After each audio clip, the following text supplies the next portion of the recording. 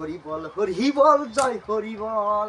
গুরুর নামে দিয়া আসলাম, আজকে হরির নাম ছড়াই আসলাম সব জায়গায়। পৃথিবীতে এমন কোনো জায়গা নাই বলে আজকে একদিনে আমি কত যুগ থেকে দিয়ে আসছি এটাই কারোর জানা নাই।